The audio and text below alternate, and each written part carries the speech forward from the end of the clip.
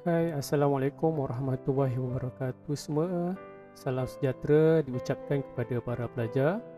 Baiklah para pelajar, sebelum kita memulakan kita punya kelas kita pada hari ini, jangan lupa untuk subscribe iaitu langgan cikgu punya YouTube, tanda suka iaitu like, dan juga jika YouTube ini bermanfaat kepada para pelajar, jangan lupa share. Okey. Jadi pada hari ini kelas subjek bahasa Melayu kita ialah berkenaan dengan gaya bahasa. Jadi sebelum itu jangan lupa buka buku dan salinglah perkara-perkara yang bermanfaat ini. Jadi kita teruskan kelas kita pada hari ini. Baiklah para pelajar, jadi pada hari ini kita akan mempelajari berkenaan dengan mari mengenal gaya bahasa Komsas. Komsas tu apa? Komsas itu bermaksud komponen sastra. Baik, jom kita teruskan. Objektif pengajaran pada hari ini ialah berkenaan dengan mengetahui 6 jenis unsur gaya bahasa. Kalau ikutkan banyak, tetapi cikgu nak memastikan kepada anda 6 unsur gaya bahasa ini anda tahu. Dan nanti cikgu akan buat lanjutan pada video berkenaan dengan gaya bahasa ini nanti ya. Baik, yang kedua ialah mengetahui maksud dan juga makna setiap gaya bahasa. Dan yang terakhir, mencari gaya bahasa di dalam petikan. Okey, jom kita teruskan. Apa agaknya maksud gaya bahasa? Gaya bahasa bermaksud kepelbagaian unsur bahasa yang digunakan untuk menyampaikan sesuatu perkara dalam sesebuah karya. Jadi para pelajar, ada dua yang dimaksudkan, iaitu gaya bahasa yang terdapat dalam prosa. Prosa tu apa? Prosa itu adalah cerita. Puisi. Contohnya apa? Pantun, sajak, syair. Tetapi pada hari ini cikgu lebih menekankan kepada sajak. Jadi untuk pengetahuan para pelajar, seorang penulis yang baik akan memasukkan gaya bahasa yang menarik dalam karyanya. Okey, contohnya dalam novel. Kita kalau baca novel yang menarik, mesti ada satu sebab kan. Contohnya penulisnya memberikan kisah-kisahnya sampai menyayat hati, seram, gembira, sedih. Jadi bagaimana untuk menggambarkannya? Nah, inilah bendanya, iaitu gaya bahasa. Jadi pada hari ini cikgu hanya menekankan kepada 6 gaya bahasa sahaja. Okey, 6 gaya bahasa itu apa dia? Jom kita tengok. Yang pertama ialah gaya bahasa personifikasi. Personifikasi, sebut personifikasi. Sedap kan bunyinya? Jadi apa maksudnya? Personifikasi memberikan sifat manusia, sama ada perasaan, perwatakan, tindak tanduk manusia kepada benda-benda yang mati, binatang, idea ataupun hal-hal yang abstrak. Okey, jadi maknanya sesuatu benda tu kita berikan sifat kita ni manusia kepada benda tersebut. Okey, contohnya apa? Baru sahaja tangan hendak menari. Menari ni kan sifat manusia. Okey, jadi angin memelukku dengan erat. Angin, nampak? Angin memelukku. Sifat memeluk ini merujuk kepada manusia. Jadi angin memelukku dengan erat. Jadi penulis gunakan perkataan ini menggambarkan angin ni bagaimana. Nampak? Bunyinya sedap je kan? Okey. Baik, seterusnya gaya bahasa yang kedua ialah simile. Simile. Ikut kamulah macam mana kamu nak sebut, tetapi simile pun boleh. Okey. Baik. Suatu perbandingan dengan menggunakan perkataan apa? Seperti, umpama, bak, macam, persis, laksana, bagai. Nampak? Sedap bunyinya kan? Sebab itulah kita masukkannya di dalam sajak. Contohnya, seperti madumu yang istimewa. Ataupun apa? Bidadari. Bidadari. Contoh ya, contoh. Kau umpama bidadari dari. Ini merujuk kepada simile. Okey, ada perbandingan dengan menggunakan perkataan umpama. Okey, kita teruskan. Gaya bahasa yang ketiga ialah hyperbola. Suatu kata bandingan dan kiasan yang dibuat secara berlebih-lebihan dan agak keterlaluan daripada maksud yang sebenarnya. Jadi sebenarnya penulis menggunakan sifat yang berlebih-lebihan melalui maknanya, maksudnya apa? Untuk memberi satu gambaran yang lebih lebih panggil apa lebih dahsyat lah. Okey, jadi macam mana? Contohnya macam ni. Jeritanmu menggegarkan bumi. Sepatutnya kalau kita menjerit ni sampai ke satu bilik ni je dengar kan.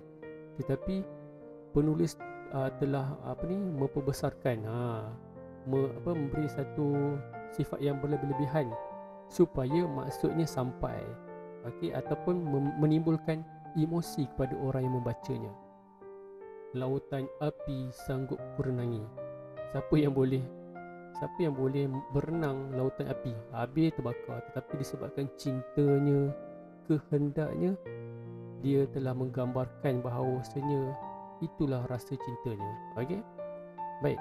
Jadi di sini kita tengok sini hyperbola apa? Jeritanmu menggegarkan bumi. Nampak bumi sampai dia jerit sampai satu bumi ni dengar. Orang yang terdapat di bumi ni dengar apa dia cakap. Melampau kan? Tapi itulah hyperbola. Kita teruskan. Gaya bahasa yang seterusnya ialah metafora. Metafora. Jadi untuk pengetahuan anda, metafora ni perkataan-perkataannya selalu banyak dilihat di tajuk lagu ataupun tajuk novel, okey, ataupun tajuk filem. Kata perbandingan ataupun kiasan yang mempunyai dua unsur, iaitu konkret dan abstrak. Konkret dan abstrak. Jadilah metafora. Jadi ada satu perkataan konkret, satu perkataan abstrak, dan jadilah metafora. Sebenarnya memanglah ada dua ataupun tiga perkataan digabungkan jadi metafora. Tetapi selalunya ada satu perkataan konkret, satu lagi perkataan abstrak. Konkret boleh disentuh, diketuk ke dipegang. Abstrak kita tak boleh nak sentuh dah pegang. Okey. Baik, contohnya kita tengok sini. Telaga tambah satu lagi ilmu. Telaga dapat dipegang. Konkret. Ilmu dapat dipegang tak? Tak dapat. Jadi itu adalah abstrak. Satu perkataan konkret, satu perkataan abstrak. Telaga ilmu. Yang kedua, piala keberanian.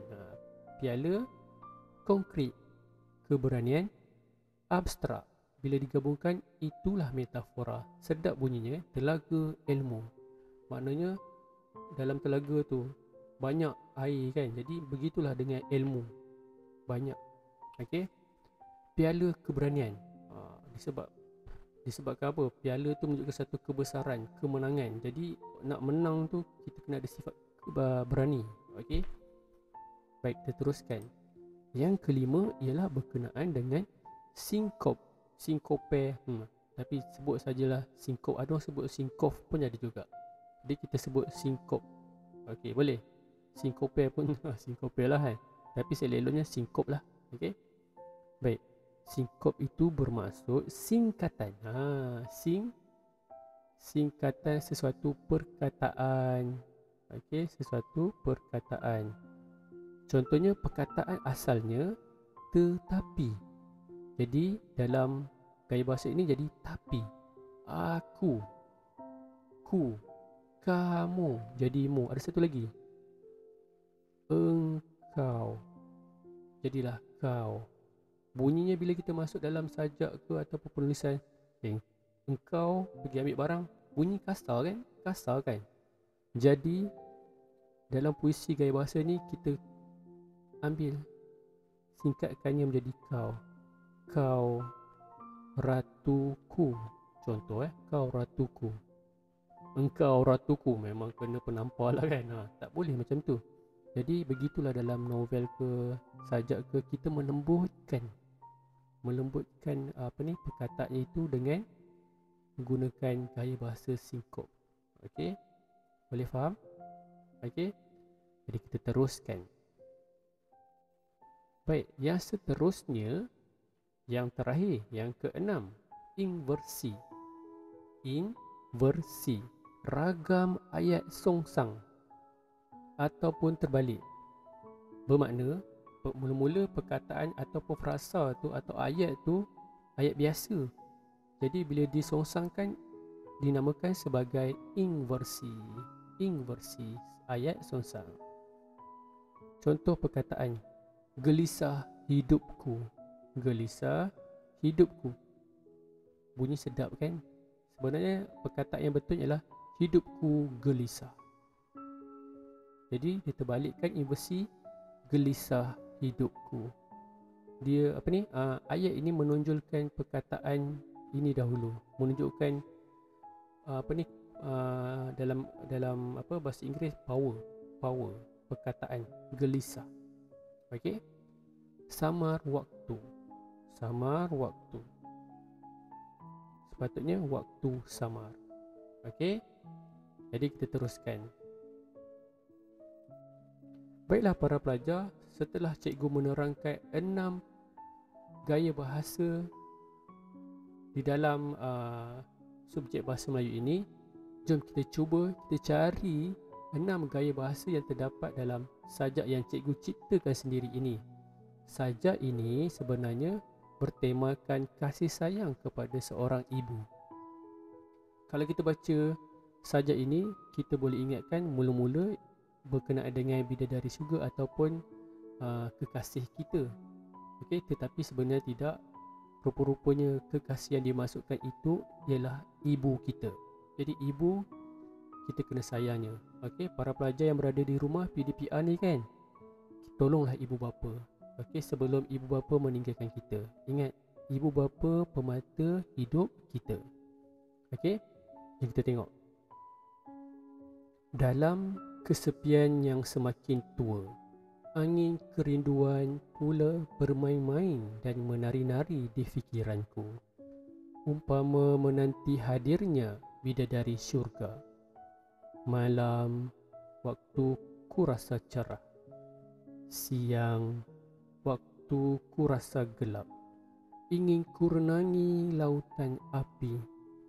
Hanya semata segunung rindu terhempap di mindaku. Bidadari syurga bukanlah jelita, namun bidadari permata melahirkan aku di dunia. Dia bagai bidadari hidupku. Dia ibu. Okey, itu sajak yang cikgu cipta. Jom kita tengok 6 gaya bahasa. Baik, dalam kesepian yang semakin tua. Ini merupakan personifikasi.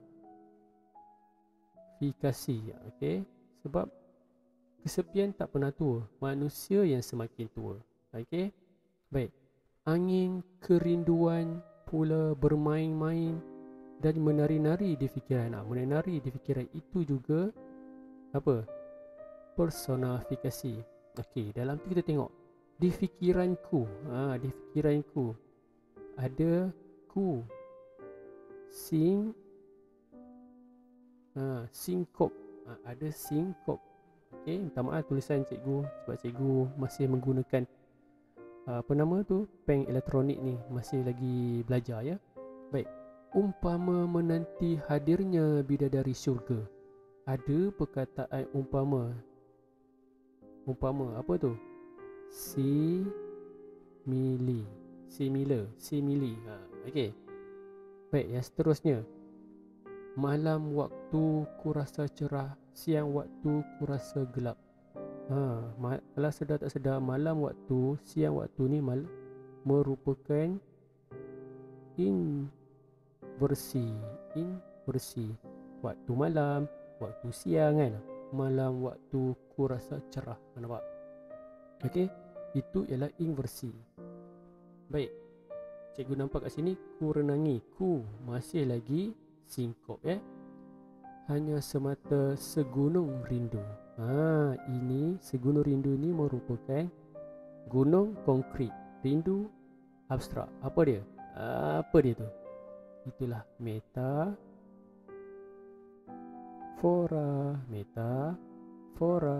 Okey. Baiklah.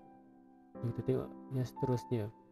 Dia bagai bidadari hidupku. Bagai merujuk kepada simile. Okey, simile. Okey. Baik, jom kita cari lagi. Ada lagi kat sini. Ingin ku renangi lautan api. Berani ke kamu nak berenang di lautan api? Nampak ni. Itu merupakan apa dia? Hyperbola. 1, 2, 3, 4, 5, 6. Okey. Kalau kat sini kita tengok kat sini, kita ada personifikasi. Yang kedua kita ada sinkop. Yang ketiga kita ada hyperbola. Yang keempat kita ada metafora. Dan yang seterusnya kita ada simile. Dan yang terakhir kita ada inversi. Jadi para pelajar, cikgu dah menjumpai 6 gaya bahasa yang terdapat dalam sajak yang cikgu cipta ni lah. Jadi tugas anda nanti cikgu akan ceritakan. Okey. Tugasan anda ialah cipta sebuah sajak. Cipta sebuah sajak. Kamu buatlah satu sajak puisi ini dari hati kamu sendiri dengan memasukkan 6 gaya bahasa yang telah kamu belajar tadi. Okey, cipta sebuah sajak dengan memasukkan 6 jenis gaya bahasa yang telah dipelajari, iaitu personifikasi, simile, hyperbola, metafora, sinkop, inversi. Cuba masukkan. Tulis sajak bertemakan pilihan. Maknanya kamu boleh pilih lah sama ada kamu nak menggunakan tema apa, keluarga, sekolah, ataupun berkenaan dengan kerinduan, kasih sayang, ataupun isu semasa. Tak kisah. Jadi kamu kena buat 4 perenggan saja, 4 rangkap. 4 rangkap saja. Dalam satu rangkap kena ada dalam lingkungan 4 hingga 5 baris. Okey. Dan buatlah tajuk yang menarik perhatian. Setelah siap sajak ini, jangan lupa hantar ke guru kelas masing-masing. Okey, sama ada nak hantar ke Google Classroom ataupun Telegram, berpandu kepada guru masing-masing. Ya, para pelajar. Baik, jadi pada hari ini kita telah mempelajari berkenaan dengan 6 jenis unsur gaya bahasa. Dan seterusnya anda telah mengetahui maksud dan makna setiap gaya bahasa. Dan yang terakhir, anda dah bersama cikgu tadi telah mencari gaya bahasa dalam petikan. Tapi sebenarnya dalam petikan, iaitu sajak. Okey. Jadi jangan lupa tugasan anda. Tapi sebelum itu cikgu nak beritahu, jangan lupa salin nota yang terdapat dalam YouTube ini. Setelah anda salin nota dalam YouTube ini, teruskan membuat latihan iaitu mencipta sajak dan hantarkan kedua iaitu salin karangan, maafkan cikgu, salin nota gaya bahasa dan juga cipta puisi iaitu sajak dengan menggunakan 6 gaya bahasa ini. Boleh ya para pelajar? Jadi itu sahaja pembelajaran kita pada hari ini, iaitu mari mengenal gaya bahasa dalam Komsas. Jadi sebelum cikgu mengakhiri cikgu punya kelas pada hari ini, jangan lupa subscribe cikgu punya YouTube, like dan share lah jika pembelajaran pada hari ini bermanfaat. Jadi cikgu ingin meminta maaf jika tersalah bicara pada hari ini. Semoga pembelajaran kita pada hari ini bermanfaat. Jadi itu saja daripada cikgu. Assalamualaikum warahmatullahi wabarakatuh. Bye.